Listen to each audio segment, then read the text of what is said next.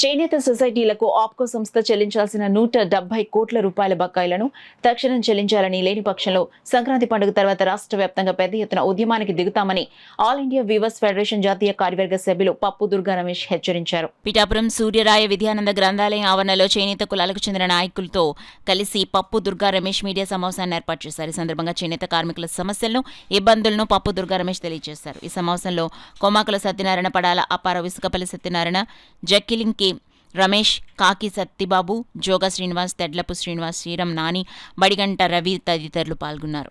ప్రత్యక్షంగా పరోక్షంగా చేనేత మీద ఆధారపడి జీవిస్తూ ఉన్నారు. దీంట్లో ప్రభుత్వానికి సంబంధించి సహకార సంఘాలు నిర్వీర్యం అయిపోయి ప్రస్తుతం కొద్దో గొప్ప చేనేతలు బతుకున్నారంటే అది కూడా మాస్టర్ వేవర్స్ వల్ల ఈరోజు చేనేత బతికుంది. దాంట్లో కూడా కేంద్ర ప్రభుత్వం జిఎస్టీ తీసుకొచ్చి ఆ జిఎస్టీ ద్వారా కేంద్రం చేనేతలు నడ్డు విరుస్తూ ఉంది. ఖచ్చితంగా చేనేతలకు సంబంధించి ముడిసరికి మీద కానీ చేనేత వస్త్రాల మీద కానీ జిఎస్టీ తొలగించాలని చెప్పి కూడా చేనేతల డిమాండ్ ఉంది. దీన్ని కూడా కేంద్ర ప్రభుత్వం నెరవేర్చాలని, అలాగే రాబోయే మార్చి బడ్జెట్ ఇయర్ కాబట్టి మేము మరొకసారి రెండు కేంద్ర రాష్ట్ర ప్రభుత్వాలకు తెలియజేస్తా ఉన్నాం. కేంద్రంలో కాంగ్రెస్ ప్రభుత్వంలో 2200 కోట్లు ఉన్న బడ్జెట్ ని ఈ బీజేపీ ప్రభుత్వం 200 కోట్ల రూపాయలకి తగ్గించేసింది.